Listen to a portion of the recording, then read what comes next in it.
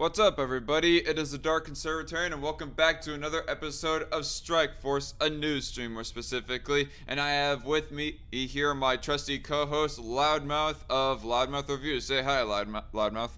Hi. Yes, and so today there was this clip that I actually came across that was posted by Forbes magazine. Wrong tab. Forbes breaking news of Roger Marshall, senator who is elected from my home state here of Kansas, questioning Dr. Fauci about some little factoids of the coronavirus. Some things that are kind of surrounding and relating to the lab leak theory, but not directly about it. But it's still like something interesting that I thought would be to review. And plus, Fauci, he pretty much goes implying some lies. Let's say, let's put it that way. He like almost starts to go on some lies that he doesn't even really have to go on about in his own defense against Roger Marshall. Like, Roger Marshall isn't being that much of an attack dog as much as Rand Paul, which kudos on Rand Paul, by the way, for all of his roasting. Yes. Absolutely beautiful. Kudos on Rand Paul for all of his roasting of Dr. Anthony Fauci within the last few months, especially that one of where that Anthony Fauci, he decided to pull a big ol' "no, you're the liar." But Roger Marshall, he wasn't being that much of an attack dog even, and yet Fauci was so fucking on edge with him that he was getting, like, I don't know, flashbacks of his encounter with Rand Paul to where that he just gone automatically to defense mode. So it was quite funny to see, and so I thought we'd just take a look at it. Yeah, you know, when you know you're lying and you're asked tough questions, you tend to have that look like you're caught, like you're a deer in the headlights. Right. Is it kind of like that? He's a very ugly deer, let me put it that way. Yeah. Fauci is. Senator Marshall. Thank you, Madam Chair. My first question for Dr. Walensky. As a physician, we always want to be able to know and discuss the benefits and risk of anything that we're prescribing, including a vaccine. It's estimated that 40, maybe 50% of children have already had the COVID virus. What are the additional benefits to the vaccine to a child who's already had the virus? I think it very much depends on what the variant that child might have. Question, Loudmouth. What would your answer be to that? Like, if you were talking to Senator Marshall right there, what would your answer be to that, if you know any information on that front? Well, I'm not a doctor, so I really wouldn't be in any position to come up with an answer for that. Right, I just did not know if there was anything that you read on that front. From what I hear, the virus seems to have its lethality to children seems to be astronomically small. Right, there is that, and also the fact that they already caught it, so they already have at least somewhat of an immunity built up for it, so it seems kind of pointless for them to get vaccinated. Yeah, it does. I don't see the point. Because what is a vaccine other than a way to help your body build antibodies? Well, if you've already had the virus, your body already has antibodies. And hello, JC Armitage there in the live chat. Had, whether they could potentially be infected or reinfected.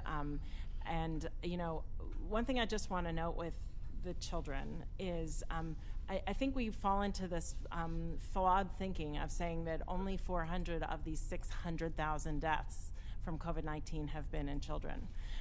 Children are not supposed to die. And so 400 is a huge amount. I don't think that's...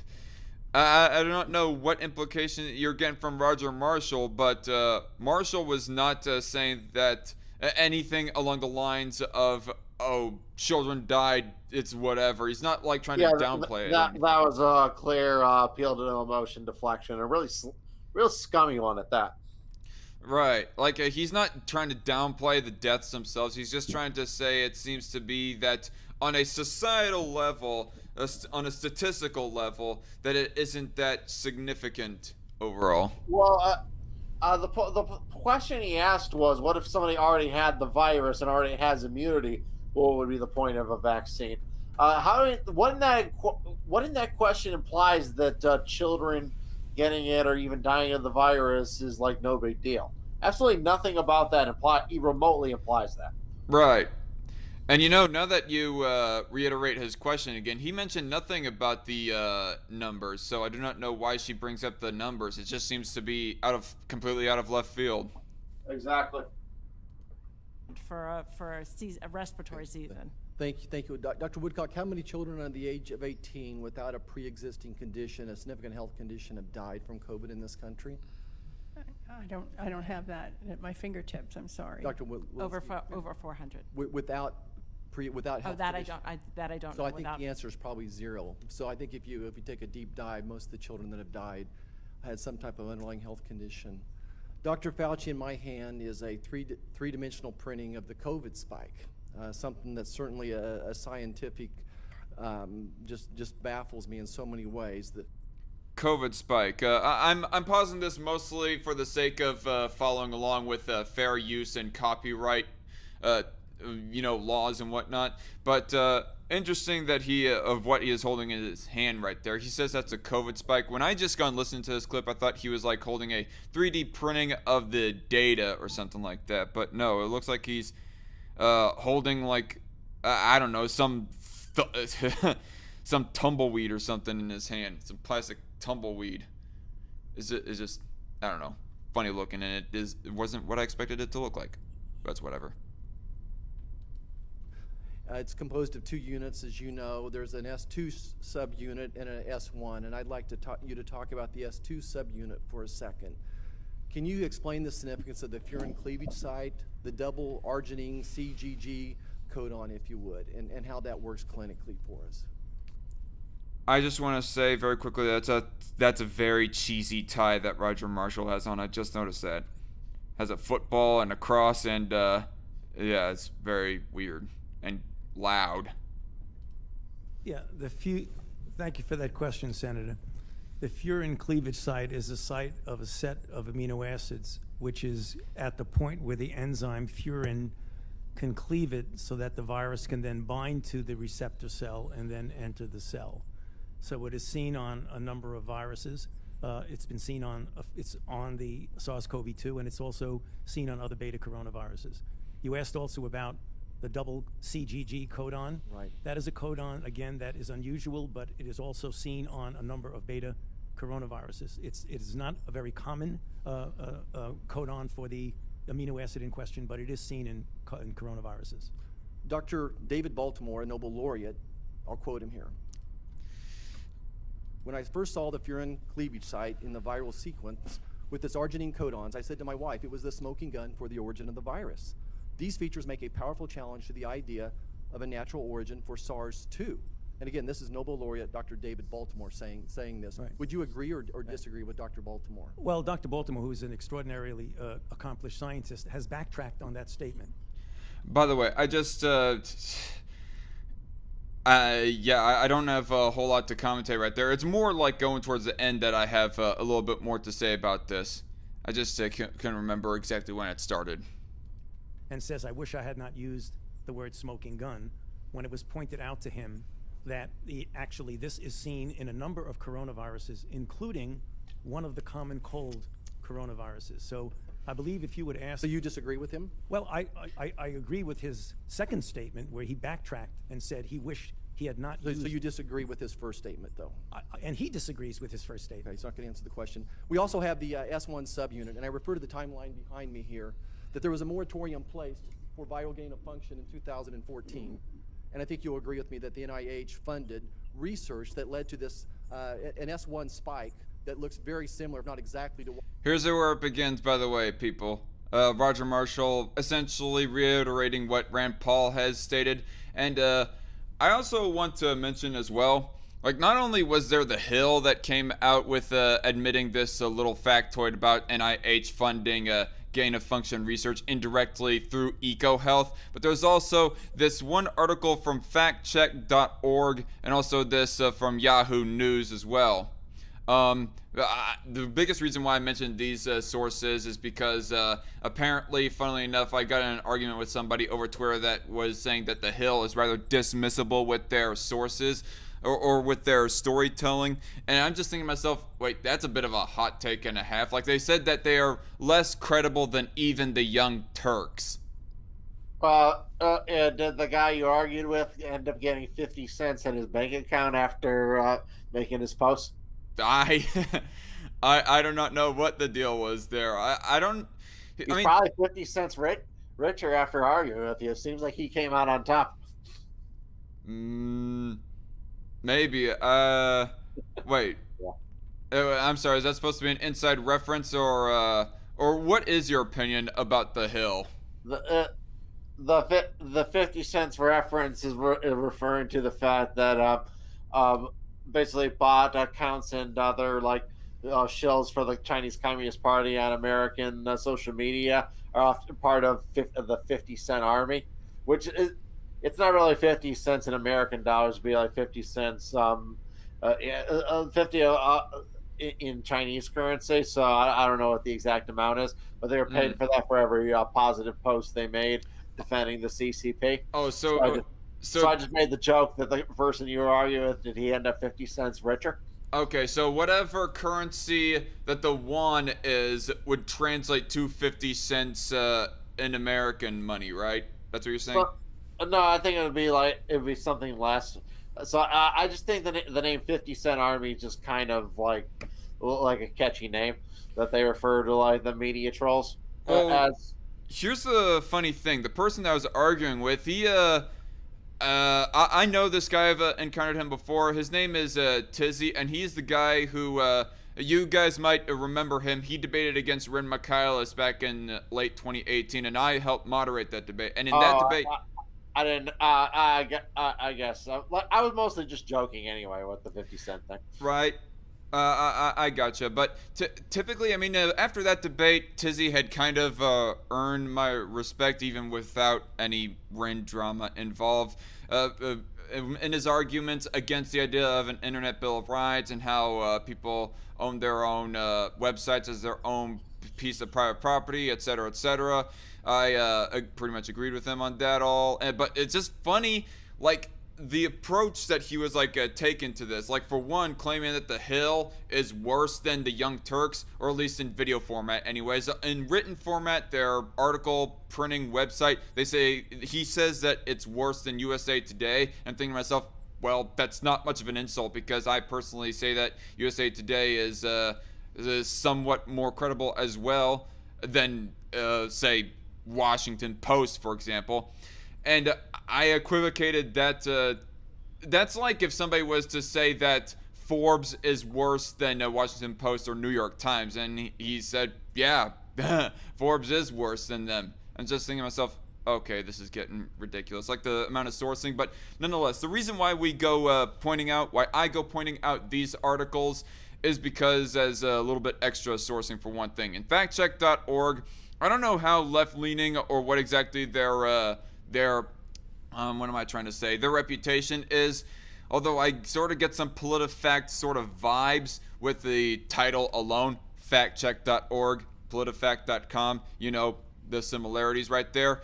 I don't think FactCheck is as pretentious or left-leaning as PolitiFact, but nonetheless, I sort of get those vibes, and of course, Yahoo News as well. And according to factcheck.org, there are a lot of unknowns, speculation, and differences of opinion on these topics. But let's start with what we do know. In 2014, the NIH awarded a grant to the U.S.-based EcoHealth Alliance to study the risk of the future emergence of coronaviruses from bats. In 2019, the project was renewed for another 5 years, but it was canceled in April 2020. 3 months after the first case of the coronavirus was confirmed in the U.S. EcoHealth ultimately received $3.7 million over 6 years from the NIH and distributed nearly $600,000 of that total to China's Wuhan Institute of Virology, a collaborator on the project, pre-approved by NIH.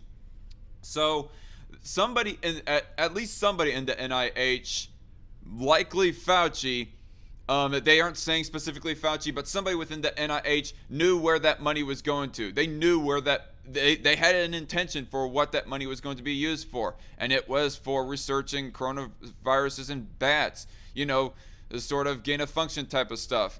As Yahoo News, who's the name of the guy that they go citing here? Dr. Roger E. Bright. The definition that he gives of gain-of-function research is drafted in 2017 as Fauci was pushing to renew government funding for gain-of-function research, provides a definition of what are called enhanced potential pandemic pathogen or those pathogens resulting from the enhancement of the transmissibility and or virulence of a pathogen. So it's quite interesting to me, just for a little bit extra context here, and see you later, by the way, Loudmouth. Thanks for joining when you did. But nonetheless, it was just for like extra sourcing on this front is why I bring it up. So there is pretty solid evidence to say that there is something real sus about this.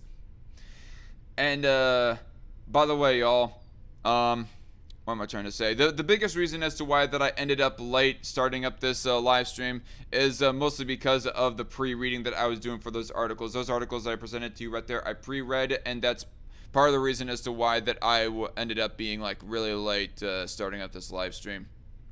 They took quite a while to get through for how late that I got home. What's on the COVID-19 spike?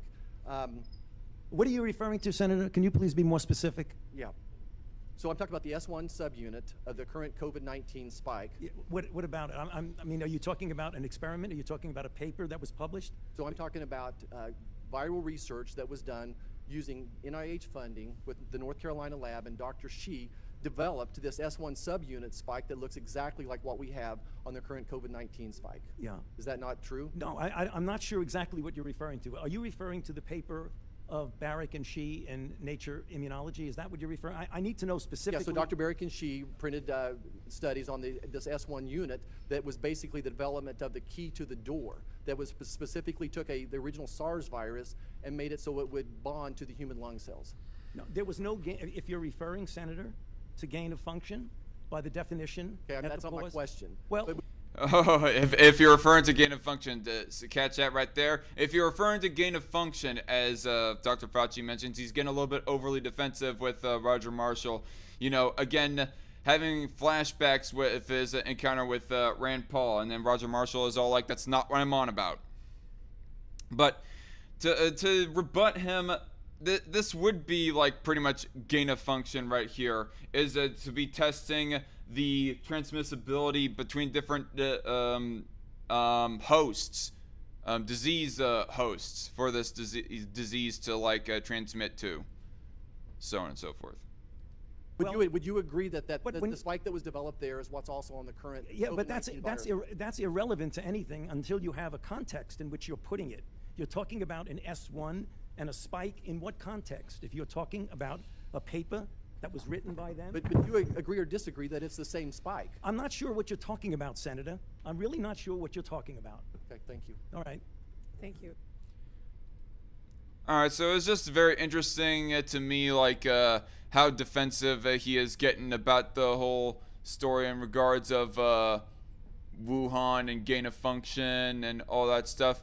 And by the way, for everybody who is watching, before I go on any further, I just want to say that this live stream, this channel actually, is brought to you by patrons like you, Cat Chat, Mikila Stray Cat, and The Conundrum are the three current patrons as is. If y'all care to like support the channel, if you are really supportive and like the content coming from this channel, Patreon link is down below, and there, with some benefits being provided if you become a patron of the channel. So, sort of sticking on the same subject right here, WashingtonExaminer.com. WHO origins investigator defends Wuhan lab and blames lack of access on anti-China political rhetoric. So that's kind of ridiculous. I don't think that people having an animosity towards China should weigh that much on how much we press for the truth, but whatever. A key member of the World Health Organization team. This is a bit of an old article, by the way, folks. March 12th, 2021. But the biggest reason why I'm reading this is because I noticed that it was in my backlog of articles that I wanted to present on this show. But I kept on forgetting to put it on the past few episodes until I gone back looking through it and found, oh crap, I meant to present this a whole lot earlier on my show on Strikeforce. So here we are finally. And like I said, a key member of the World Health Organization team that investigated COVID-19's origins in China in early 2021 defended a Wuhan lab's removal of a viral sample database from public view and said it was the fault of anti-China political rhetoric that resulted in the Chinese Communist Party blocking an investigation for a year. China is not making themselves look any better. Oh, you're blaming us, so we are going to withhold the truth from you now. You're making yourself end up looking worse, China. Chi-coms.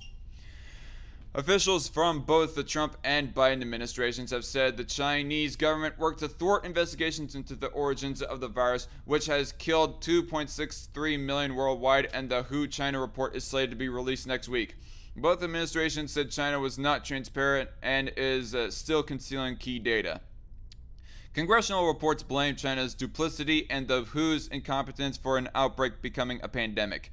Peter Daszak, the leader of the EcoHealth Alliance, which steered at least $600,000 in National Institutes of Health funding to the Wuhan Institute of Virology for bat coronavirus research, called the lab's decision to take down a public database containing thousands of viral samples absolutely reasonable during a Chatham House discussion Wednesday, claiming the lab did so because it was hit by hackers.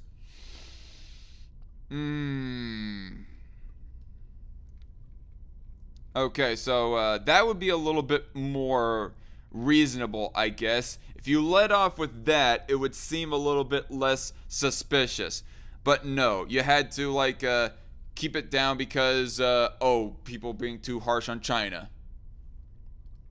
The discussion seemed to preview the WHO's impending report, and Daszak attempted to justify the Chinese government's year-long intransigence by pointing to alleged anti-China sloganeering without placing blame on China. Daszak previously criticized the Biden administration for appearing skeptical of the WHO's preliminary findings and defended China to CCP-linked outlets. U.S. Embassy officials in China raised concerns in 2018 about biosecurity at the lab led by Batwoman Xi Zhengli. Batwoman. What are we getting into DC superhero properties here now? Jeez. I asked the question in front of the whole team, both sides, while we were at the Wuhan Institute of Virology, about the so-called missing database. What we were told by Xi Zhengli was that there had been hacking attempts on it, about 3,000 hacking attempts, and they took down this Excel spreadsheet database. Absolutely reasonable, Daszak said Wednesday. Okay, I don't know. What is the necessity of keeping this information away from the public so that, because of the fact that you got hacked? I mean, that the hackers are going to get access to the information anyways if you release it to the public. So now that I think about this a little bit more, the excuse of there were hackers making attempts on us doesn't really make sense. It doesn't add up. We did not ask to see the database, and as you know, a lot of this work is work that's been conducted with EcoHealth Alliance. I'm also part of those data, and we do basically know what's in those databases. I gave a talk to both sides about the work we've done with the Wuhan Institute of Virology, and I explained what's there. There is no evidence of viruses closer to SARS-CoV-2 than RATG13 in those databases. A virus is closer SARS-CoV-2 then. I mean, thus is why that we are all pushing for an investigation, because the origins seem to be very close, if not coming directly from that lab of where this virus originated. In February, NBC News reported intelligence officials pointed to the fact the Wuhan lab removed from public view a database of 22,000 virus samples for security reasons, and has not allowed a detailed look at the lab's notes or other records. The outlet said the officials say it's suspicious that the virus outbreak arose in Wuhan, a hub of virus research in China, while the bats that commonly carry coronaviruses are typically found in caves 1,000 miles from that city. A State Department fact sheet released in mid-January contended Wuhan lab researchers conducted experiments involving RATG13, the bat coronavirus identified by the WIV in January 2020, as its closest sample to SARS-CoV-2, 96.2% similar, and that the lab has a published record of conducting gain-of-function research to engineer chimeric viruses. The fact sheet added that the lab has engaged in classified research, including laboratory animal experiments on behalf of the Chinese military. The U.S. government has reason to believe that several researchers inside the WIV became sick in autumn 2019, before the first identified case of the outbreak, with symptoms consistent with both COVID-19 and common seasonal illnesses, the State Department fact sheet said. And you know what? I'm just going to say this like full disclosure for anybody who might be actually listening. I kind of suspect that in June, I think it was June of 2019, I had caught like the most serious case of some kind of cold that I'd ever received in my entire life. Like that one cold that I had caught in 2019, I ended up like getting nauseous and getting these severe migraine headaches. Like my sinuses were so clogged up that I got a headache that got me all disoriented and then also had me puking a bit as well. So that was an out of the ordinary cold for me. I just thought that I personally was getting worse and worse, that my own immune system was getting worse and worse with handling the common cold. But was it actually that I had got COVID-19 at that moment and I just don't know it before COVID-19 was even known to be a thing? Who knows? Who knows? I mean, people like to theorize, but who knows? T. Douglas McIntosh, how are you in the chat? A bit off topic, but what do you think about the idea that capitalism is a kind of transcendent artificial intelligence? What? But what do you think about the idea that capitalism is a kind of transcendent artificial intelligence? I think that idea doesn't make any sense, Mr. McIntosh. I mean, capitalism has existed a bit longer before artificial intelligence ever has, so no, not inherently. I'm just a little bit befuddled by the statement there, McIntosh. JC Armitage says, yeah, I have no idea what he's trying to say either. So continuing on with the article, arguing that this raises questions about the credibility of WIV senior researcher Shi Zhengli's public claim that there was zero infection among the WIV staff and students of SARS-CoV-2 or SARS-related viruses. Daszak claimed, we sent a list of sites and people we wanted to talk to and none were refused, he said. In its essence, that theory of COVID-19 escaping from a lab is not a conspiracy theory, but many people have put that forward as a conspiracy theory in that the Chinese side conspired to cover up evidence of that, which they did. They suppressed the information that reporters were trying to raise awareness of this new up-and-coming disease. It's proven. It's pretty much proven. Daszak lamented his previous work with the lab had been criticized, calling it quite ironic. He also blamed former President Donald Trump, former Trump campaign CEO Steve Bannon, who runs the War Room Pandemic podcast, Bannon ally and exiled Chinese billionaire Guo Wengui, and the Falun Gong, a religious movement that is persecuted by the Chinese Communist Party and funds the Epoch Times, for why China hadn't allowed an investigation sooner, citing their anti-China political rhetoric.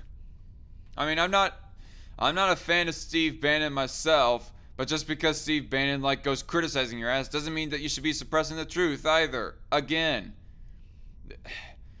this is not making any sense right here. T. Douglas McIntosh also says in the live chat, I mean in the sense of dispersed knowledge and the game theory of intelligence. Okay.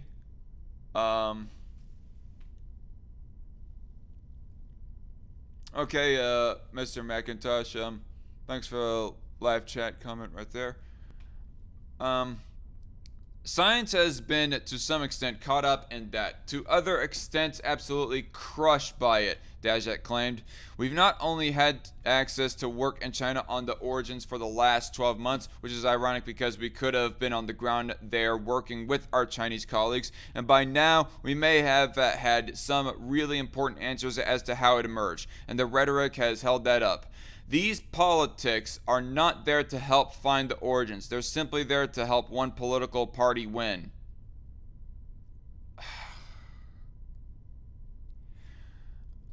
I don't know what to say. You're just assuming the worst. You're just assuming the worst intent, essentially, out of these people that are criticizing China and posing the possibility that it was a lab leak, that it came from the Wuhan lab. You're just assuming the worst without actually substantiating your claim there. I do not know what to say. That's so ridiculous.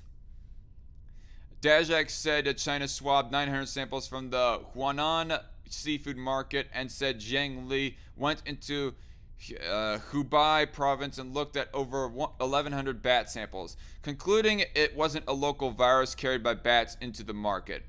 Concluding it wasn't a local virus carried by bats into the market.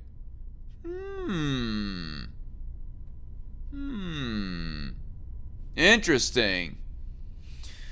That a bat or other wildlife species carried a virus that is a progenitor of SARS-CoV-2. It got into domestic animals, wildlife bred in farms, perhaps, or people associated with that, and got into the Wuhan market that way. I think that's the most likely scenario, Daszak said. Let's read that again. That a bat or other wildlife species carried a virus that is a progenitor of SARS-CoV-2. It got into domestic animals, wildlife bred in farms, perhaps, or people associated with that, and got into the Wuhan market that way. I think that's the most likely scenario. Wait.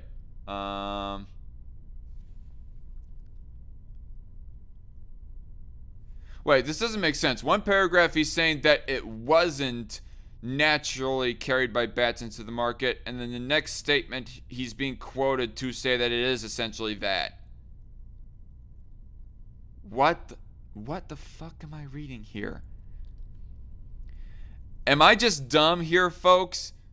Or is Daszak like contradicting himself? Is Washington Examiner contradicting itself? Or are they quoting Daszak as he is contradicting himself?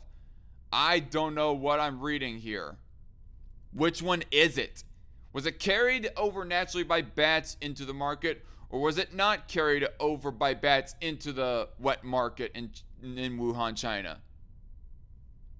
Anyway, hello Red Feather in the live chat. I'm here. LOL. Better late than never. Yeah, I'm definitely late myself. So, but definitely better late than never. I try my best to keep a consistent schedule with these live streams, but that doesn't always come to fruition, especially if I am like pre-reading some of my research.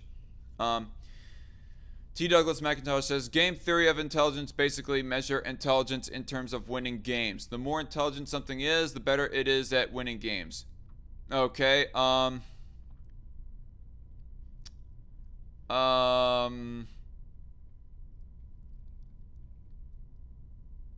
what are you referring to when you say intelligence and when you're referring to something getting more intelligent, Macintosh? Are you talking about AI? Are you talking about robots? Or are you referring to people? I don't know. Red Feather says, well, since we don't know the actual numbers from China, it's hard to say, right? And by the way, if any of y'all watching this live stream right now are liking the commentary thus far, don't forget to hit that like button. It helps in the algorithm. Give me your thumbs, as Red Feather would say in the live chat. He said that within the next few years, we're going to have real significant data on where this came from. Yeah, history will reveal what the truth actually is.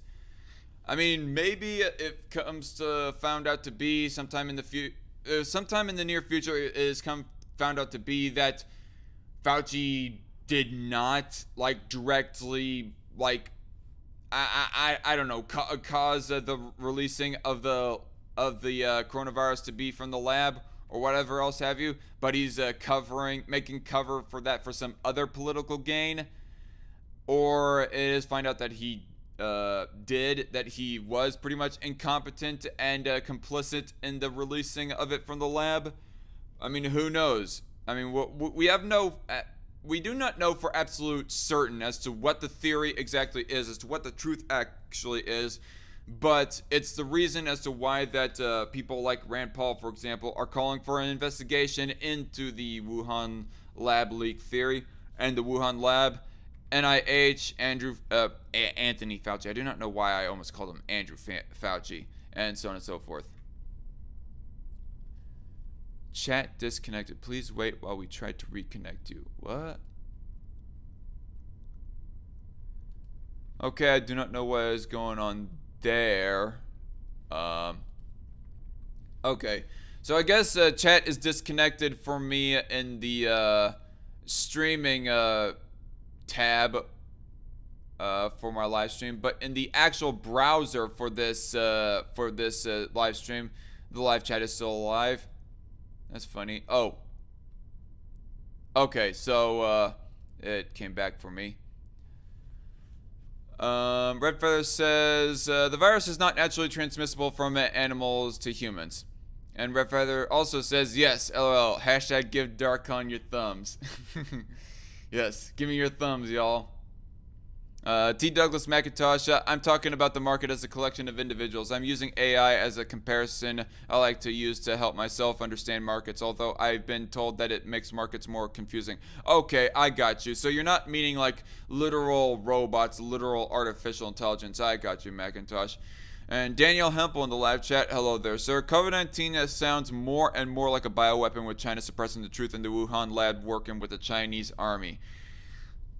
I'm not going to rule it out, but I don't think that's, even though I don't think that's the most likely theory that is the truth, but I will not rule it out, Mr. Hempel.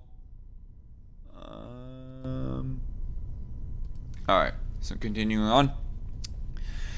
During a February interview on Face the Nation on CBS, Matthew Pottinger, Trump's deputy national security advisor, said that the ledger on the side of an explanation that says that this resulted from some kind of a human error, it far outweighs the side of the scale that says this was some natural outbreak. Pottinger said in January that the WHO investigation was a Potemkin exercise.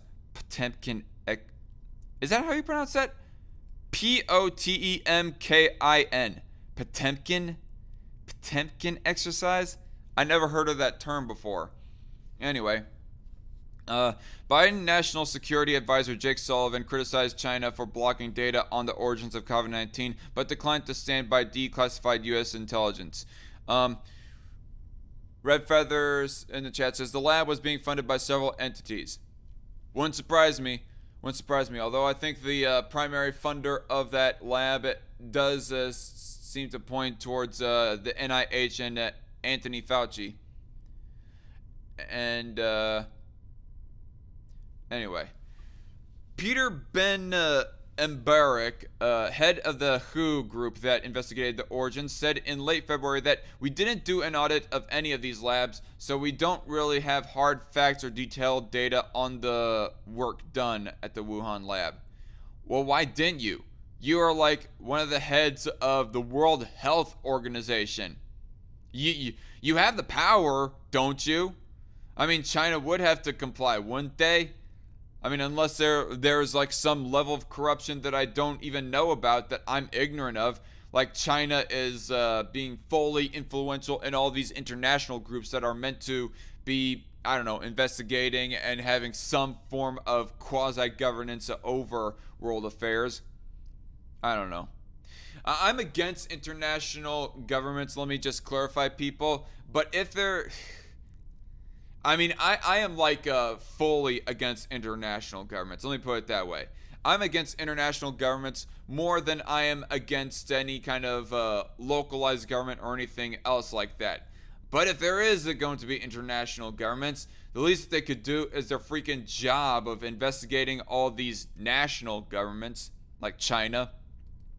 In early February, Embarek said the possibility that the coronavirus might have escaped from the Wuhan lab was extremely unlikely and didn't merit further inquiry. But WHO Director General Tedros Adhanom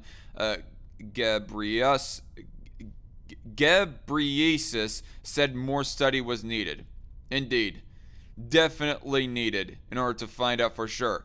I mean, who knows? We could be wrong. We could be found out. We could, we could find out that we are completely in the wrong with these theories. But we do not know for certain, and the fact that NIH was in fact funding the Wuhan labs, or EcoHealth for them to fund Wuhan labs for this gain-of-function research, it just seems highly suspicious to where that we do have to investigate to know for certain on this theory or not. But the longer that we delay this investigation, the more that people are going to think that, yeah, it definitely was a manipulated virus for some, I don't know, geopolitical reason that China was doing this, along with Anthony Fauci and any other associated parties. Two other WHO investigative team members, Marion Koopmans, head of the Department of Viral Science at Erasmus University Medical Center, and John Watson, senior medical advisor at Public Health England, also weighed in Wednesday. Koopmans said it is a misunderstanding to think of the WHO investigation as an inspection. She said that we see it as a starting point, not the mission that will get the answers. Okay. I also want to clarify, again, this is a bit of an old article. This is actually back in March, so who knows what further that there was actually done into investigating China. What specific types of investigations or vetting or whatever else have you. She admitted the WHO team had the handicap of being in full-blown quarantine for its first 2 weeks in China, and then had restrictions in the second half of our visit. Gee, I wonder if there's some ulterior motive as to why that China was doing that. Not just because, oh, we need to protect you and other people from getting sick from this deadly new disease, but maybe also to give them more time to cover up their tracks. I don't know. I'm just saying.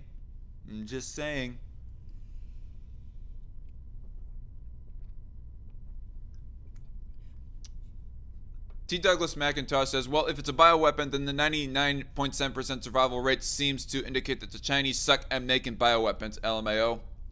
Well, here's my thoughts, actually. I mean, that's probably like the biggest reason why I don't think that coronavirus is an actual bioweapon. If it was like something along the lines of a bioweapon, you think that they would have been trying to engineer some new bubonic plague or something, China, I mean. But no, they have something that is closer to being the flu than the bubonic plague that is released. And a very high survivability rate amongst this disease as well. So I think that at worst, I think at best, assuming that it definitely is a bioweapon, I'm not saying that it definitely is. I mean, for all I know, this could be like some other ulterior motive that China was going for this, and coronavirus itself was not the bioweapon that they're building up for. Just to be entertaining the bioweapon theory here for a moment. But is some byproduct of them trying to get to the point of producing some bioweapon or whatever. But assuming that coronavirus was the actual bioweapon that they were going for, at best, it's not really a bioweapon meant to actually kill people. It's a bioweapon meant to induce fear into the world. And especially here in the United States, one of the chief geopolitical enemies, or Cold War enemies, rather, of China. Also, ironically enough, one of the biggest supporters of their economy. Made in China, anybody? Or, at worst, China was wanting to get coronavirus, COVID-19 more specifically, to be something a little bit more lethal. But they accidentally let it slip out of their labs a little bit too soon. And then they had the flow of their own research and whatnot. What am I trying to say? They had that stalled. They had it all completely stalled and messed up. Watson repeatedly stressed that it was a joint study with our Chinese counterparts and said the WHO team members were independent. He claimed that it was slow, but despite that, we were shown a great deal. So I was not at all disappointed. What this was not set up as was an external group coming in to investigate and to point fingers with the hope of identifying a smoking gun, Watson said, adding that there was a popular perception about a group of Sherlock Holmes going in with magnifying glasses and swabs to identify something. There's more chat comments here that I actually forgot to address here. Red Feather says, yes, and Fauci wants to skate around the actual definition of gain of function research. Oh, fuck yes. Fuck yes. He wants to skate around it in order to justify his lies, for lack of better wording. Especially when he had that one head-butting with Rand Paul. J.C. Armitage says, not necessarily. I think this is a bioweapon, but not one designed to kill, but rather one to give the state even more power. Right. That runs in correlation with my whole bioweapon to not necessarily kill, but to induce fear with people. Yeah, JC. Yep. Not too far out of the realm of possibility. Red Feather says, LL True T. Douglas, I personally believe they were working on making it worse and it was a pure accident. It got out as is. Right. Okay. So, Red Feather, I swear I wasn't trying to do plagiarism with my whole statement that I said, my whole spiel that I said a little bit earlier right there. Anyway. Koopman said that China has done something like 30,000, a lot of testing of animals across the country, not finding such evidence of the virus in domesticated animals. She said they were told around 1,000 people have worked to get the data to the point where we could discuss and scrutinize and review them, and said they spoke with staff from Wuhan CDC, Hubei CDC, China's national CDC, and Wuhan labs. So we have visited the 3 laboratories that have been actively working, including the laboratory sitting close to the market, including the Wuhan Institute of Virology. Koopman said, we have discussed their research programs, their routine testing programs, the way they work, what they had done in terms of health monitoring and testing of staff. And based on that, we conclude that it's extremely unlikely that there was a lab incident. Press X to doubt in the chat there, folks. Trump officials such as former Director of National Intelligence John Ratcliffe and former Secretary of Defense Mike Pompeo have pointed to evidence suggesting COVID-19 might have originated in a Wuhan lab. The Chinese government denies this and has cast doubt on it originating in China. End of article. Yeah, well, they haven't successfully cast doubt, as even like hard leftists are saying that, yeah, it originated in China. Though they dismiss sort of the lab leak theories, some of them anyways, but nonetheless. All right. So I think I'm going to save this for last at this point, since we are still on the subject of talking about China here, folks. This from Washington Examiner. This is also an article that I had saved up for a little while, but haven't got to it because I kept on forgetting. What U.S. war with China about Taiwan would look like. I don't know. Maybe I did read this. Actually, I don't think I have. We'll attack with it. In last week's Washington Examiner magazine, we examined the trends that make many experts fear the likelihood of a future war with China is growing. This week, in a follow-up report, Jamie McIntyre, the Washington Examiner's senior writer on defense and national security, describes how such a war would likely play out. The time is later this decade, somewhere in the not-too-distant future. Tensions between the United States and China have been ramping up for years, as Beijing continues to build military bases on islands and fortified reefs in the South China Sea, and the U.S. and its allies have been flooding the international waters around Taiwan with warships conducting FONOPs, F-O-N-O-P-S, Pentagonese for freedom of navigation operations. That's a funky term right there, I'm not going to lie. Both the U.S. and China are playing a high-stakes game of chicken, each hoping to intimidate the other side to back off.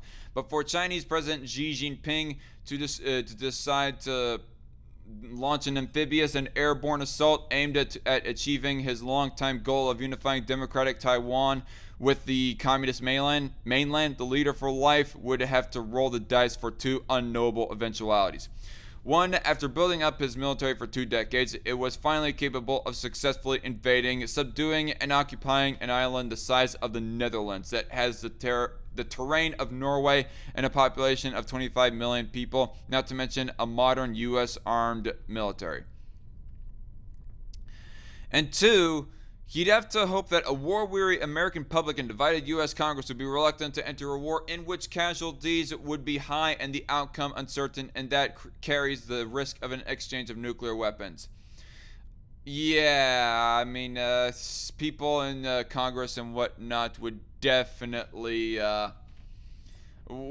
be hesitant on that front. They don't want to be remembered as the Congress that started nuclear winter, possibly.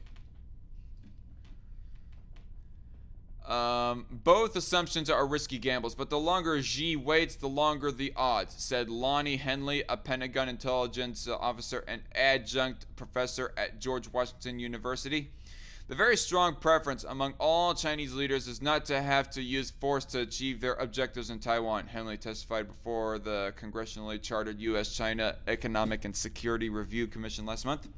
What would make them decide they must use force is a conclusion that the non-military approach cannot succeed. The time is not on their side, that if they don't use force, they will lose Taiwan forever.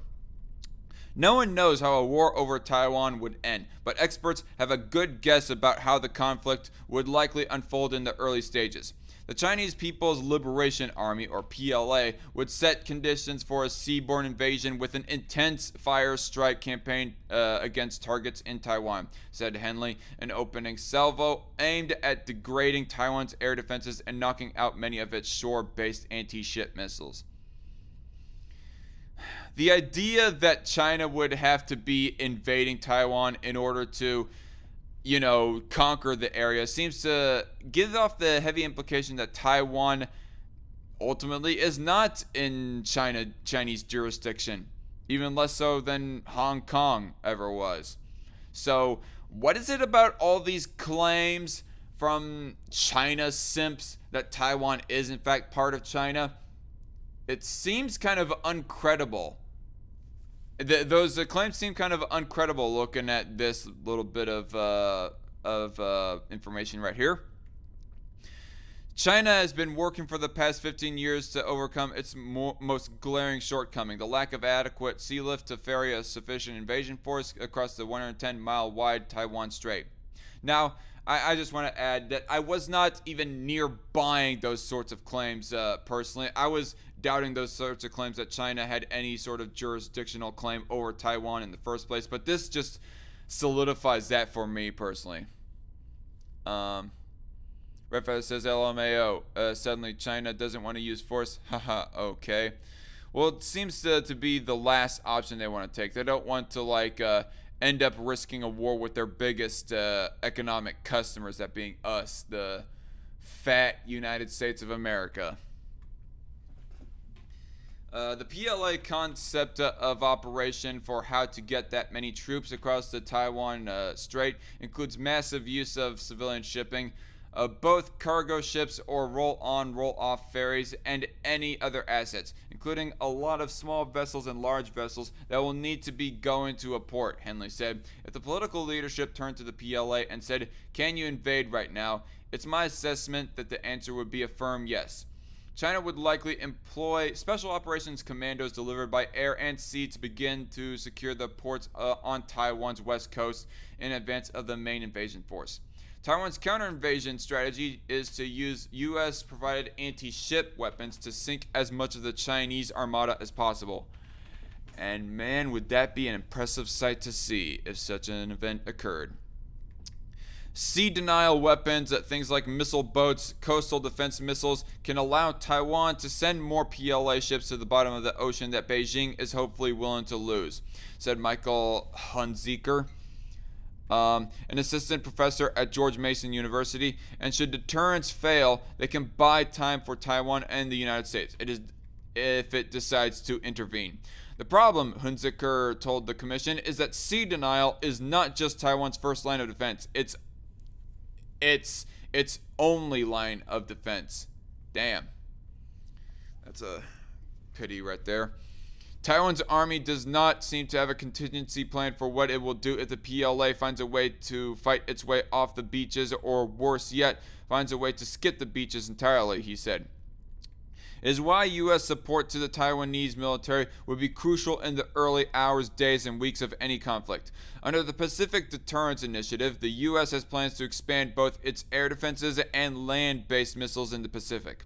China might be tempted to hit U.S. positions, including its air bases in Guam and Japan, preemptively with a missile barrage. Still, a first strike that produced U.S. casualties would likely result in a Pearl Harbor scenario in which U.S. public opinion would galvanize in support of U.S. entry into the war. Yep. In the early stages, the U.S. could use missiles, standoff weapons, and sleuth platforms such as the F-35 fighter to hit Chinese targets, while avoiding China's air defense umbrella of advanced air defense systems. As the war progressed under a new doctrine championed by the Marine Corps Commandant General David Berger, the Marines would conduct guerrilla warfare from the waters of the South China Sea, well inside the island chains that China relies on for defense.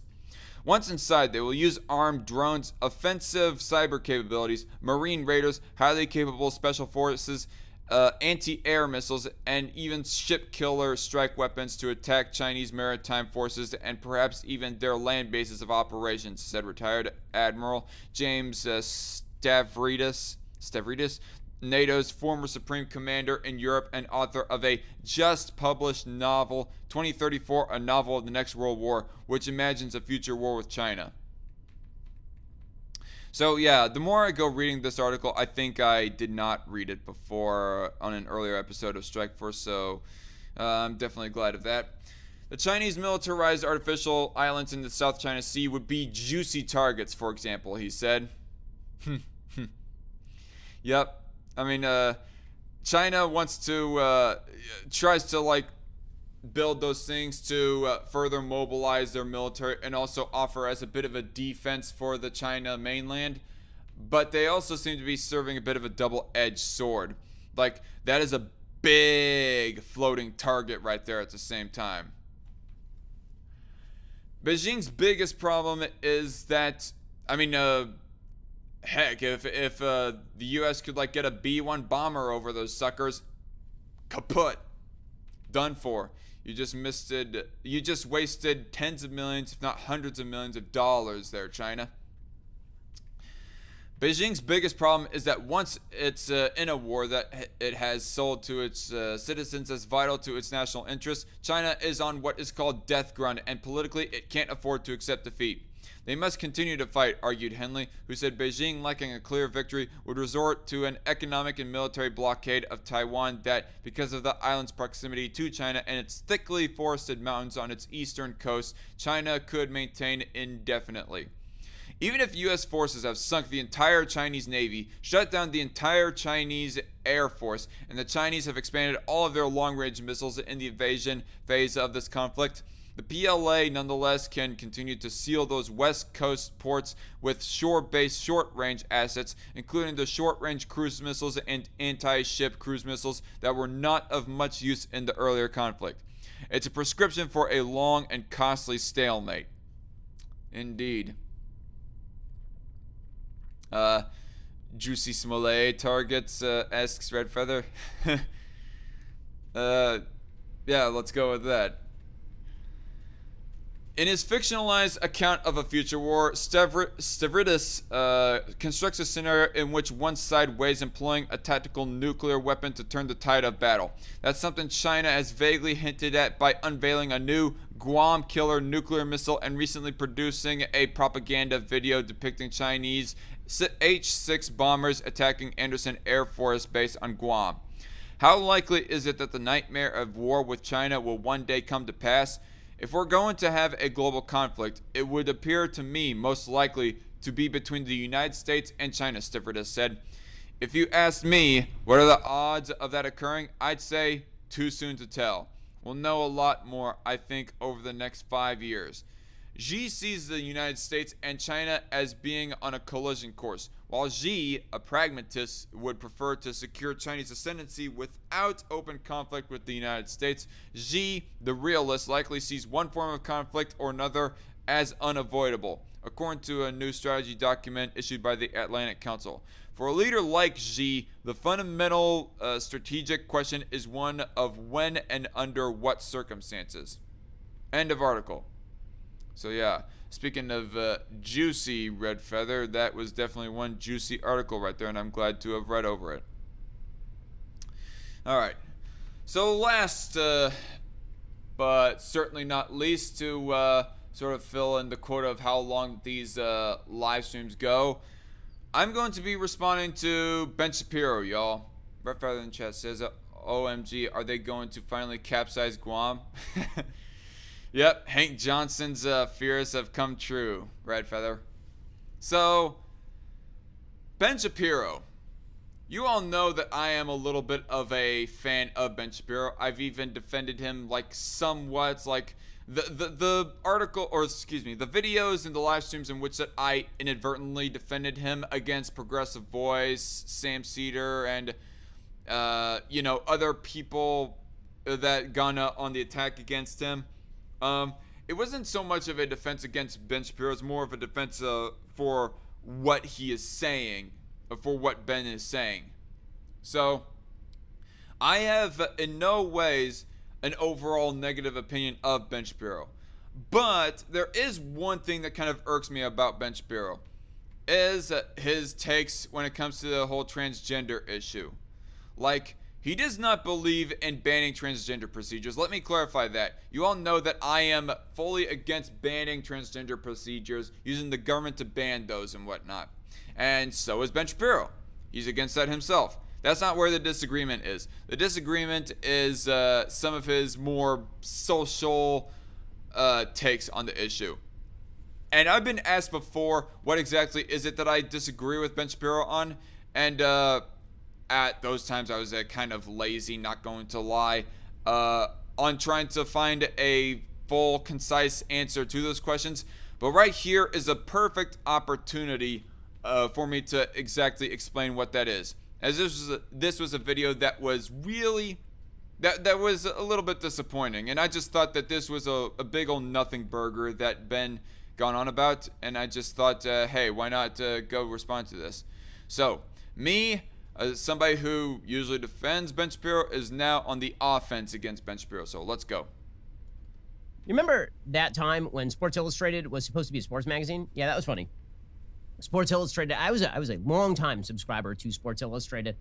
I will acknowledge that as a religious person, I always took the option, you can do this, of calling up Sports Illustrated and not getting the swimsuit edition, which was, basically material for teenage boys. I would always call up Sports Illustrated and say, add an issue to the end of my subscription and just don't send the swimsuit edition. But the swimsuit edition has been a long-time thing for Sports Illustrated, and always, basically, it was hot models and body paint on the beach. That's always what it was. Well, now, Sports Illustrated, because it has become another preserve of the woke, has decided that it is time to cram down on red-blooded American males a particular perception of female beauty, namely dudes.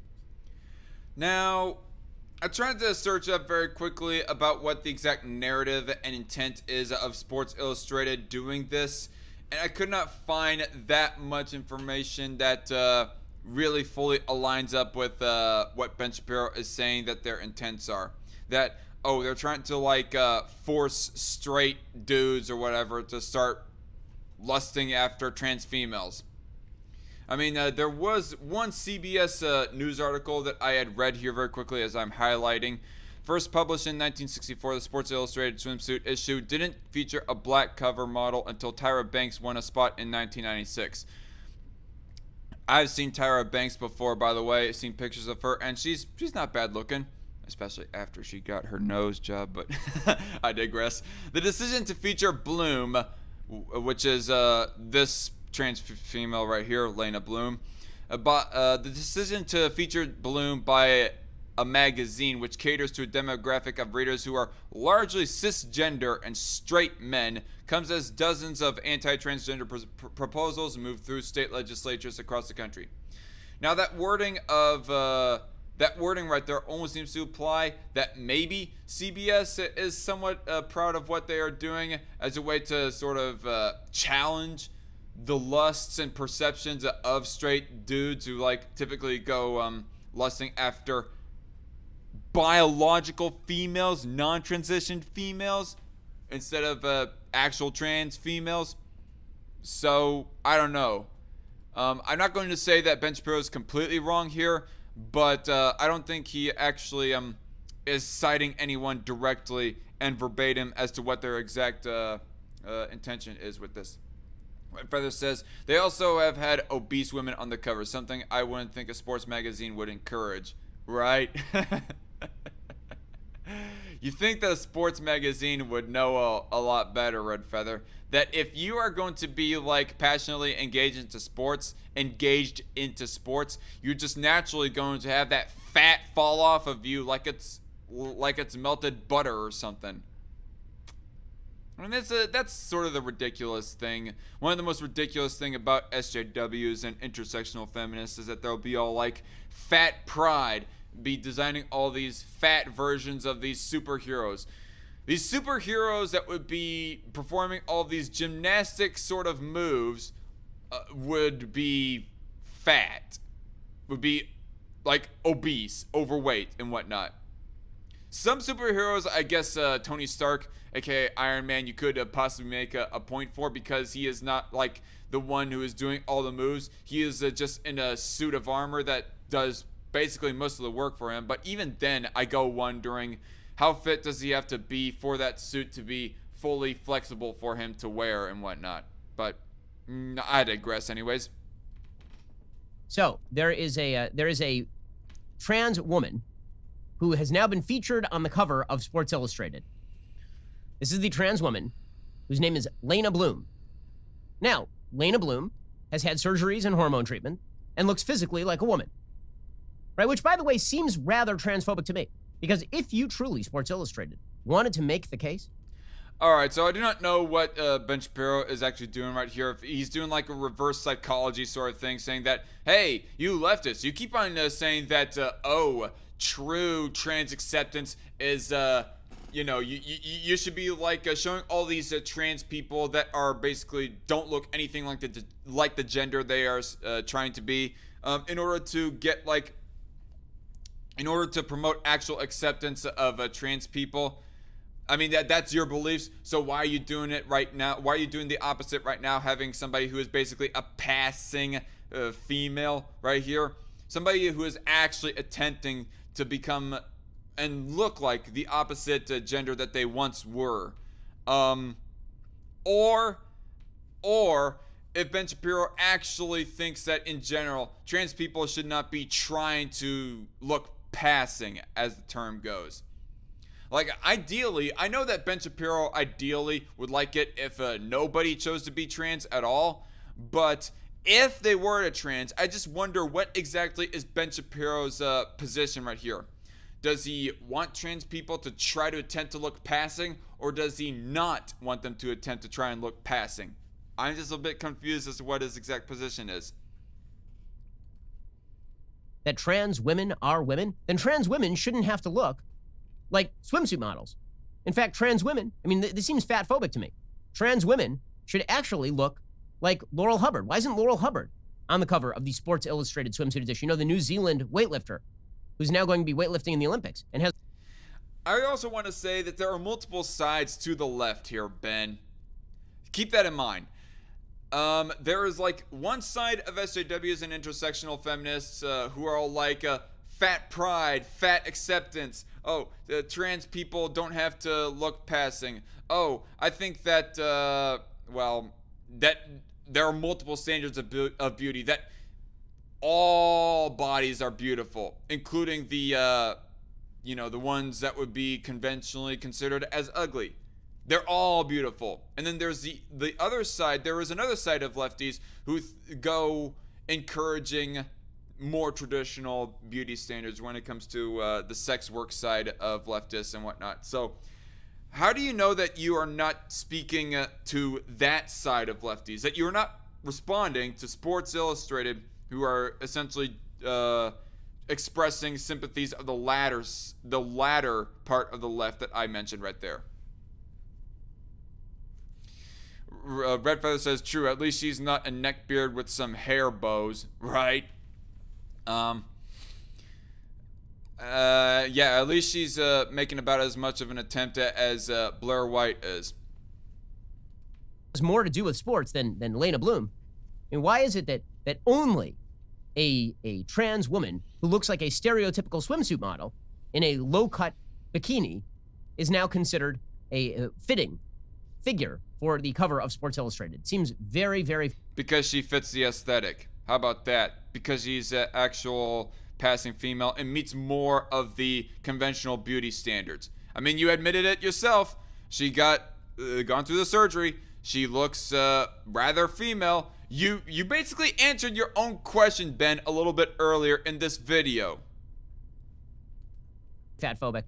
Very transphobic, frankly, because it seems to suggest that the only trans women who ought to be treated as women are trans women who conform to all stereotypes regarding women. I don't know if that is what they're exactly saying. They're probably not caring. They probably overall don't care if you end up being non-passing. Like, I personally, I do kind of care. I would prefer if trans people tried to, like, actually be passing, so it just makes it easier for me in my head to actually process and get more used to referring to you as the opposite gender that you're trying to be and that you would like me to refer you to as opposed to your original gender. But nonetheless, I don't think they really so much care if you're like not attempting to be passing. I don't really think that's the case here, Ben, but again, there are multiple sides to the left. And this is like another question with Ben. Like, I'm not going to sit here and pretend that Ben Shapiro is like representative of the entire right. Fuck no. There are like people on the far right that hate him as much as people on the center right that hate him, as much as there are like, you know, just people all across the right side of the political spectrum that both like, and then other people that hate him as well. And also, I do not know if Ben Shapiro has actually ever said, if Ben, I keep on saying his full name, it's kind of awkward of me, but it sort of just rolls off the tongue for me, Ben Shapiro. But Ben, I don't know if he actually ever said before that he would prefer that, of what he thinks of trans people, if they should or should not try to be passing. But he's criticizing a trans person for trying to be passing. I mean, has he beforehand been critical of trans people not passing? I mean, it seems to be a little bit of a damned if you do, damned if you don't type of situation for trans people that is being set up by multiple different people on the right. I don't know what Ben Shapiro, again, I do not know what exactly Ben Shapiro's beliefs are. If he stated something different in regards of a trans person trying to be passing, but right now, it seems that he is being critical of trans people who are trying to be passing, which is ridiculous to me. I mean, Leyna Bloom, my understanding is, has had all of the surgeries to fake female body parts. But as we know, that is, to suggest that that is a requirement of trans women to be treated as women is violative of their norm. Where is the citation that is actually what they're saying, Ben? I mean, I'm going to be quite frank. This seems to be like a straw man so far. It is violative of decency. So truly, Sports Illustrated has not gone far enough until Sports Illustrated suggests that red-blooded American males get used to the idea of a trans woman who looks exactly like a man. Because as we know, sex is really all in your head. Gender is really... Wait, let me rewind that a bit. Until Sports Illustrated suggests that red-blooded American males get used to the idea of a trans woman who looks exactly like a man. Because as we know, sex is really all in your head. Gender is really all in your head. And the person on the cover of Sports Illustrated shouldn't have to be a swimsuit model-looking male masquerading as female. It should be a dude with twig and berries and chest hair and no fake breasts being treated essentially the same as a woman. I just want to also say here, to add on top of this, I don't think any leftist, much less far leftist or intersectional feminist or SJW has ever claimed to be the grand arbiter of what is a proper trans person, that they be like passing or not passing, or as to how valid their trans identity is, based off of their passing trait, their trait of being passable.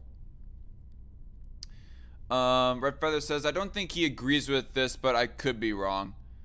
It seems he's speaking more of blurry lines and disrespect. I don't know. Well, I do agree that there are some blurry lines in regards of the whole trans debate, in regards of the trans identity, and I think there should be a more solid line, and it shouldn't be as arbitrary as some leftists put it out to be. But nonetheless, I think that Ben is just a little bit off base here. And by the way, what do you mean by your last live chat comment there, Red Feather? I don't think he agrees with this, but I could be wrong. You don't think he agrees with what? With trans people trying to be passing, or with trans people not trying to be passing? I don't know. Anyway. That's when we know we've reached parity, I think. I think that's the really important thing. Now, look, the reason that we reached parity of when there was that one story that you had featured like a few weeks ago about the, I'm going to be quite frank, dude. The person looked like a dude, pretty much, trying to breastfeed a baby when he didn't have a proper boob to milk the baby. Sports Illustrated is doing this. It is for the bleeps and giggles, right? They are doing it to push forward the quote-unquote social justice agenda. I don't think they were doing this for the shits and giggles, Ben. What do you want about? The idea being that if they push forward a biological man on the cover of Sports Illustrated as a woman, and if you say no, even if that biological man has had many surgeries and hormone treatments to look like a woman, that is still a biological man. That if nobody is going. I don't think it, or at least I'm not going to disagree that ultimately, yes, they are biologically male. They are never going to be able to get rid of the XY chromosome out of their system, even if they go so far to get themselves an artificial vag. She's still pretty much going to be biologically a man. She's going to have that trace bit of DNA in her. And I don't know of how many leftists, I don't know. It's hard to keep track of what exactly leftists believe nowadays, and which camps actually, what they believe and don't believe in regards to the left. Do they think that there is such a thing as a biological man? If somebody transitions to be female, are they by definition biologically a male because they were born that way originally? Anyway. Red Feather says, I don't think he agrees that women who aren't really women should be sex symbols as women. Okay. Alright, I see, Red Feather. I mean, if this is Ben going on about how women should be more modest or whatever, that'd be a bit of a different story, because that'd be more understandable. As Ben, he keeps on being kind of prude in that regard. No women should be immodest in public or whatever. If you say that, then this means that you are somehow transphobic, or if you, even though that is the biological truth, or that you're mean and vicious. Look, Sports Illustrated's a free company, it can do what it wants, right? It's a private company. But there is obviously a social attempt to normalize the idea that biological men who look like women are in fact women, which of course is a wild degradation of what it actually means to be a woman, a word with an actual definition. So it's pretty obvious what Sports Illustrated is doing here. But Sports Illustrated didn't stop there. So one of the other models on the cover of SI Swimsuit Edition is, of course, the tremendous Megan Thee Stallion, because of her tremendous history. I don't know of how much more I'm going to go on about this. I think there was a statement more towards the end that I wanted to respond to, but for right now, we're going to just try to speed this up. And yes, I know of how speeding up Ben he already sounds sped up enough most of the time with his normal speaking, and this is going to probably sound rather ridiculous to you all, but I wanted just to get on with this a whole lot quicker to something that I more find disagreeable and respondable to. With sports. According to Sports Illustrated Swimsuit Edition, Megan Thee Stallion is no stranger to magazine covers, but the rapper and songwriter always dreamed of being on the cover of SI Swimsuit, which is a weird dream. She remembers as a young girl looking at the magazine and saying, one day, this is going to be me. A couple of decades later, the Houston native would have several Grammys under her belt and make history as the first rapper on the SI Swimsuit cover, and she is the perfect fit. Amazing, amazing.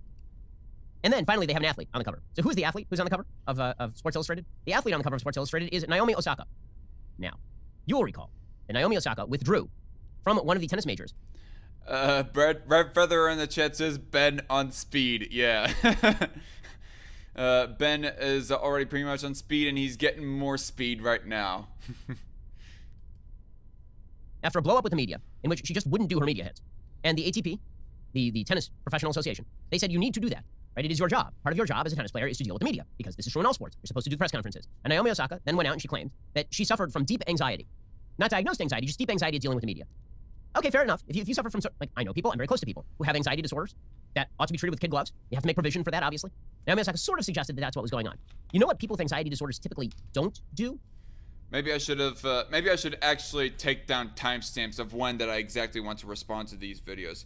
Like I'm pre-listening to these videos on the day that I'm actually looking to respond to these videos. That being like every Tuesday of the week. But maybe I should actually take down timestamps as well on top of re-listening to them. People who are shirking media attention. People who just want to stay away from the media and don't want to be involved in it. You know what they typically don't do? Pose for the cover of, I believe, Time Magazine has now done a cover on Naomi Osaka, and also Sports Illustrated. So strange that she doesn't want to take questions from, people who ask critical questions, but if you are doing a Sports Illustrated cover or a Time Magazine cover, then all of a sudden all the hesitancy goes away. And by the way, it's not as though Naomi Osaka was being asked, like, vicious, brutal questions. She was being asked questions about, like, her performance as a tennis player. It says Sports Illustrated. What does this have to do, really, with the whole issue of Sports Illustrated putting transgender women on covers? That's the biggest reason why I am speeding along with this, because a whole lot of this midsection seems to be wholly irrelevant. Naomi Osaka is no doubt an athletic powerhouse at 23 shields, 4 Grand Slam titles, and is headed to Tokyo to compete in the Olympics. This comes after defeating former U.S. Open champion Samantha Stosur in her WTA Tour debut at just 16. It's her strength and power off the court that makes Naomi a true legend. She's raised awareness about racial injustice, human rights, and mental health, cementing her as one of the most outspoken professional tennis players. Outspoken except when she won't talk to anybody who, has a question. My favorite quote from her Time Magazine cover piece is she suggested, I just don't understand why anyone would disagree with me. Like, she said she was surprised that anyone would disagree with her about... Wait. Disagree with her on what? We're going to play this on normal now. Players. Outspoken except when she won't talk to anybody who, has a question. My favorite quote from her Time Magazine cover piece is she suggested, I just don't understand why anyone would disagree with me. Like, she said she was surprised that anyone would disagree with her on what? I just go wondering. It just kind of intrigued me a little bit because it kind of reminded me about some Facebook friends of mine who would be upset at the idea that anybody would be expressing disagreement with their political Facebook posts, namely myself. Disagree with her about her very left-wing view of race in the United States. She was named one of 2020 Sports Illustrated Sportspersons of the Year for her activism, was on Time's annual list of the 100 most influential people in the world.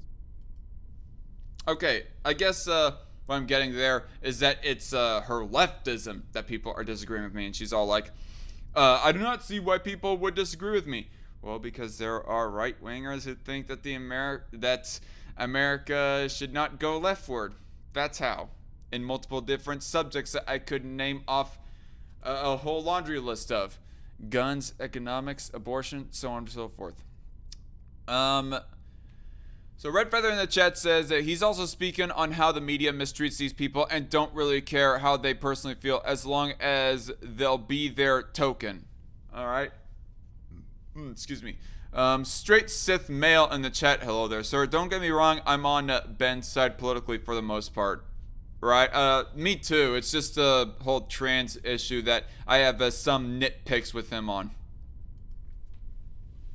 Finally, there is the Sports Illustrated take on Leyna Bloom.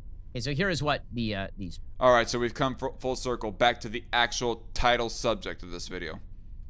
Sports Illustrated Swimsuit Edition says, quote, Leyna Bloom began her rise, remember Leyna Bloom is a biological man, began her rise to fame in the ballroom dance community and has since broken numerous barriers in the modeling world. She was one of the few openly transgender models to walk the runway during New York Fashion Week in 2017, and was the first transgender woman of color to appear in Vogue India. And how about acting? Yes, she's tackling that too. Leyna made her acting debut in the film Port Authority, marking the first film in Cannes Film Festival history that featured a transgender woman of color in a leading role. Now, Leyna makes history yet again as the first transgender cover model in Sports Illustrated swimsuit history and the first trans person of color to appear on our pages. Yeah, sure. And what about it? I mean, what's the problem with all of this, Ben? Is my ultimate question to you. I mean, this is probably the biggest reason as to why that I'm covering this video is because Ben, I would defend him from accusations of transphobia and whatnot. Just because he goes saying that, trans people, I have a hard time giving you your pronouns, or I disagree with what you have to say about biology in regards to the genders. And, people would be saying, oh, you don't want people to become trans. You want to ban transgender procedures, as the left would completely fucking straw man Ben Shapiro on that point. And I'd be saying, no, he doesn't actually believe that. So he's not as transphobic as you put him out to be. But this video, him obsessing over the idea that a trans female model would get popular, it just seems a little bit overly obsessive. And this is one of those examples of where that I honestly can't defend Ben Shapiro from accusations of transphobia or bigotry, really. I personally don't really think that Ben is being hateful right here. But if a leftist was to come out and say, oh, you're being hateful, you're being obsessive, you're being transphobic or whatever, I'd be all like, okay, yeah, I'm gonna give you the benefit of the doubt on what you say there. Anyway. Red Feather says he's criticizing Sports Illustrated, in my opinion, not the models. Either way, Red Feather.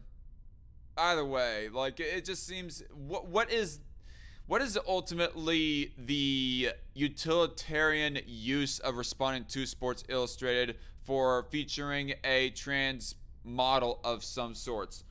What is the utilitarian use of the cause of the right wing in regards to this? I mean, if ultimately the right wing is starting to become a little bit more libertarian on the social issues, that includes people being allowed to get their transgender procedures, and if we really believe in free markets and private property rights, business rights, all that stuff, then that would also mean, by extension, that private businesses like Sports Illustrated can post whoever they want on their magazines at the same time. So ethically, the right should be having no real issue with this. But what is... And it's not even like that they're putting forth a trans female. Sports Illustrated, I mean, it's not like they're putting forth a trans female on their cover to start criticizing the nuclear family. Say, oh, the nuclear family is bad or whatever. It's not even like they're attacking any right-wing philosophical point on that front. So it just doesn't seem to add up to a big old hill of beans. It's speaking on the further obfuscation of gender roles, and says Red Feather, and Ben is traditional. Of gender roles. Well, here's the thing. If you got somebody who is attempting to become a female, I'm just gonna say, becoming a model of some sort on the front of a sports magazine, that is not stereotypical of either gender role. I mean, if you wanted to say that criticism, if you wanted to say that bit of criticism towards the trans couple that we covered on the last episode of Strike Force, the one of where the trans male gave birth and the trans female tried to feed milk to the baby, even though he wasn't able to feed milk to the baby because, did not even put in the littlest bit of effort to actually transition, really, except say, I'm female now, look at me primp up my hair here. If you wanted to say that was an example of obfuscation of gender roles, the dude essentially trying to milk the baby, trying to breastfeed the baby, even though he has completely no capability of doing such, then that'd be more accurate. But the idea of a trans person being on the front of a sports cover, modeling for them, I don't think that's stereotypical or called for of either gender role. of either gender. Importantly, the 27-year-old uses this platform to speak about acceptance, love, and change. She's passionate about inspiring others to love themselves and be who they want to be, unless they're a dude who just wants a biological woman, in which case they're a vicious, brutal sexist. That'd be terrible. So, say the editors, among the many things we've learned over the past 18 months is how much we value being part of a community, how much we miss that interaction when it's taken away. This issue represents the culmination of our powerful community coming together during these trying times to make history. This is what the editor says. So, wonderful.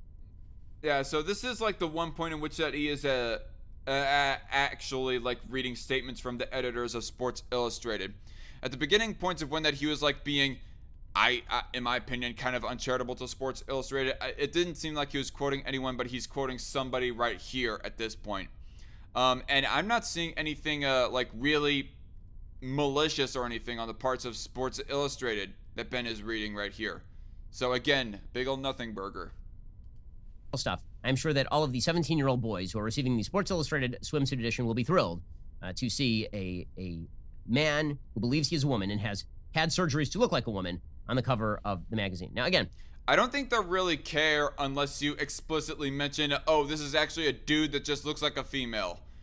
I mean, do dudes actually care about the fact that Blair White was once a dude? And yet she's damn well passing? I don't care very much about the Sports Illustrated swimsuit edition. Just as a cultural marker, it seems significant, right? We're not going to play this gaslighting game where the left does something. They say it's highly significant. You point out that it is highly significant that we are treating a transgender woman the same way we would treat an actual born woman swimsuit model on the cover of magazines. And then they say, why are you even noticing? Is it important to you? The Sports Illustrated cover is... Yeah, I mean, I'm wondering how is it important to you, Ben, and how is it important? I'm not so sure that I heard any clear-cut message that Ben is trying to give off here. That's my biggest problem with this video. There seems to be no clear-cut message as to why that he is talking about this other than reasons. I don't know. He hasn't really explained any real reasons as to why he's going on about this. Important to me. What's important to me is the mandate that has come down from our cultural commissars that we... Okay, I guess I might have spoke too soon. This might be the part of where that he explains why he is going on about this. Let's hear him in full. The Sports Illustrated cover is important to me. What's important to me is the mandate that has come down from our cultural commissars that we act as though a male who has had hormone treatments and surgeries is the full equivalent to a woman in every way, including in terms of sexual attraction. That is a very interesting, and I think rather... I mean, again, you look at the physical appearance of Leyna Bloom right there. As far as physical attraction goes, does she not look... Well, I mean, no homo here, y'all, but does she not look attractive in that picture right there? Somewhat? But... I don't think that they have to explicitly have any agenda or make any statement that, oh, this is attractive and you will find it such. No, they just put it there and automatically people will find it such. I mean, even if it's like fake boobs, if they are still like decent looking boobs, they will still turn my head nonetheless. Any way that you spell it. Is the full equivalent to a woman in every way, including in terms of sexual attraction. And I just want to like clarify that I will agree with him that that trans females most typically are not the full equivalent of, you know, cis females. Mostly because of the fact of trans females typically are still not able to give birth more times than not. That is a very interesting and I think rather unsupportable take in actual life, but it's something that the media wish to cram down. For sure. You remember that? Oh, I just accidentally replayed it right there. Okay, so I did not explicitly pause it at whatever point it was, but I remember listening to earlier today, this video, that he said that Sports Illustrated is a private company and they can ultimately do whatever they want. And I say, good on Ben for saying that. Ultimately, this doesn't even have to be something that has to be said by Ben, but apparently this is the world that we're living in. If you dare be even somewhat critical about somebody's social life, that must mean that you want that sort of social practice outright banned, which is bullshit. I mean, I just, like last Sunday, I was listening to a bit of the Sitch and Adams show live, and they were responding to, I think it was Young Turks, actually. Yeah, it was Young Turks criticizing Ben Shapiro for saying that, for being critical of people's social lives, and strawmanning him by saying that he wants to control their lives, that he wants to ban some certain social practices. And I gone sending a super chat to Sitch and Adam. I want to call strawman on Anna. It was Anna Kasparian. Yeah, it was Anna Kasparian who's making that claim. Just because that Ben is critical of people's social lives does not mean that he wants it banned. In fact, most of the time, he does not want any laws engaging in controlling and banning as to whether or not somebody can get transgender procedures and whatnot. So, it's a straw man by the left right there, and that's not the route that I am, taking this. That's not the route that I am taking this issue. I just find it rather bothersome and wanted to point out that I think that Ben is going on ultimately on a non-issue. And also for the sake of pointing out as to what I kind of somewhat disagree with Ben on. So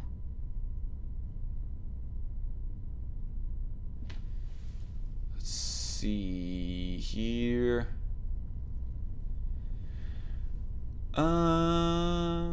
Red Feather says, well, to me, he's talking about how this is infiltrating every aspect of society. Well, it serves as a bit of an example for that, but I think he could have found a bit of a better example on that front. It's kind of like, hey, we just wanted the right to get married. Yeah, I mean, shouldn't I presume, Red Feather, that you do actually advocate for getting the government out of marriage, and that you don't want to ban homos from getting married.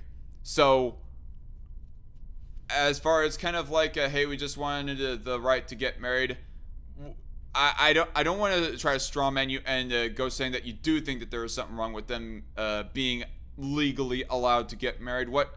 But the statement, just the raw statement from your live chat comment right there, I just can't help but wonder what is wrong with them being allowed to get married. Or unless you're trying to say that there is some next step, that there is some other issue as to why that following them getting the right to marry, that is a slippery slope, says Red Feather. Well, okay.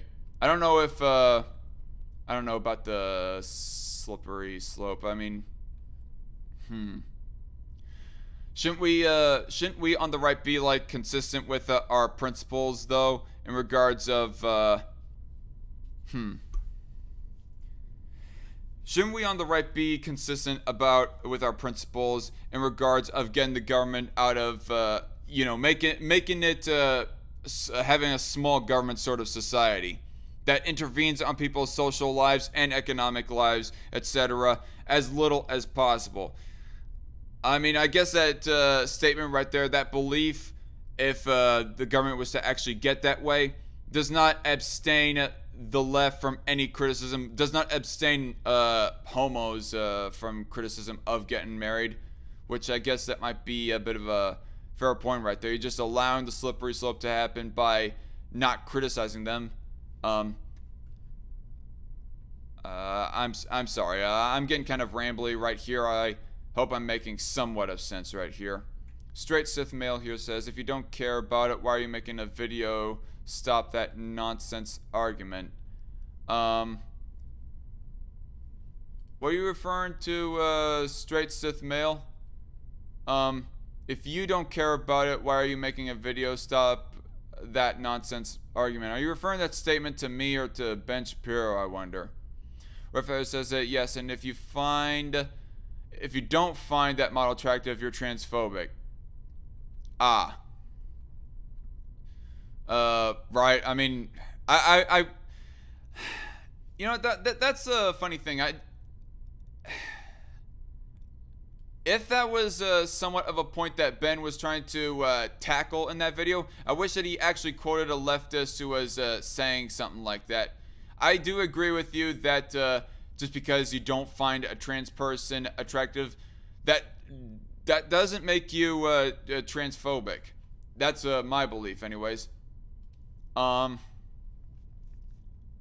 But if Ben actually did quote a leftist during that video, that a leftist is saying, hey, if you don't find this attractive, then you're transphobic, and he says, no, I just have a natural inclination to not be attracted to this at all. Sorry to say, but no. Straight Sith Male says, Blair White is pretty. Yep. At least on the traditional physical sense. Red Feather says, trans females have better boobs than biological women with no plastic surgery. There, I said it. Straight Sith Male says, but that's the fucking point. The problem with a lot of transgenders these days is they try to make themselves the worst part of women. What are you referring to there, Straight Sith Male? Straight Sith Male says, I have a lot of gay friends that are completely normal and they hate Pride Month now. Right? I have a lot of followers. Most of my gay, bisexual, and sometimes even trans subscribers, although I do not know how many trans subscribers I have nowadays. I know that there's one in particular that I used to have, but they are not so fond of Pride Month either. Red Feather says, yes, but that has nothing to do with criticizing Sports Illustrated for promoting trans models. Okay. So, to clarify, Red Feather, what you are sort of advocating for to prevent the slippery slope. To prevent the slippery slope, you're not advocating for banning homosexual marriage, but you are promoting the criticism of homosexual marriage. Do I have that correct, Red?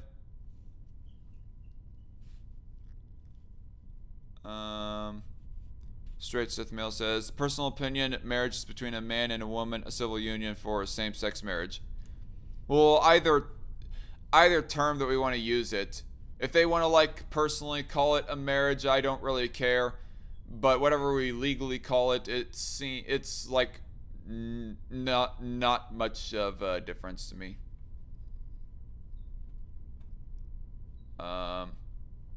But they should, however, get the benefits that married people do. It's just not a marriage, it's a civil union. Fair enough. Straight Sith Male also says, think about it. The government wants in your kid's bedroom. That is disturbing as fuck. If I was a God-fearing man, I would think we were in the end times. Right? And that should definitely be stopped. I just don't see the connection between, Sports Illustrated accepting a trans model to be featured on the front of their cover, to make the cover like somewhat appealing to the male eye. What am I trying to say? I don't find that connected so much with the idea of government wanting to get in kids' bedrooms. That would be my opinion, anyways. Red Feather says, well, I feel like what Pride Month has become wasn't the original intention. Yeah, there is an argument I guess one could make about that. Although that would be more of a question and interview to be had with a gay person. Like, hey, do you, Mr. Gay person, think that Pride Month has been degenerated from what it was actually originally intended to be? Straight Sith Male says, I was referring to Ben, sorry. Oh, okay. Red Feather says, same-sex marriage is fine. It's the cramming all this down everyone's throat at once. That's what she said. Oh, that's what she said. You're meaning like the Bender quote. I gotcha, Red Feather. I don't know what I would have said in order to make you want to do the Bender reference, but it's either way. It's whatever. All right, so that's pretty much the end of the show. A little bit of an underwhelming one. It did kind of pour in the ratings right here, but hey, it's whatever. I guess I gotta like prepare better subjects. And start on time for another thing. Okay, so another live chat comment right here. I have Straight Sith Mail says, I have confirmation from one of my very good YouTube friends gaming and yelling, check him out, and he says no. Wait. I'm going to reread that. That was a bit confusing. I have confirmation from one of my very good YouTube friends gaming and yelling, check him out, and he says no, not cool. And he says no, not cool on what? Say that in the live chat, and I might just go ahead and read up on it before the live chat officially closes. But for right now, yeah. So sorry for being so late to this show, everybody, and sorry that it was kind of lackluster in the preparation and in the lineup of stories right here. But hey, they can't. Not all these episodes of Strike Force can be bangers. I mean, it's not as good as when I like returned from my hiatus in order to gay, says Straight Sith Mail, right? But they can't be as good as the one live stream I did responding to TJ Kirk that was really, really well rated. Anyway, so you're welcome, Red Feather.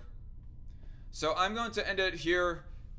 I'm going to get some other stuff before I actually go to bed tonight. But y'all have a good night. Hope to see y'all later in the next episode. And good night and God bless.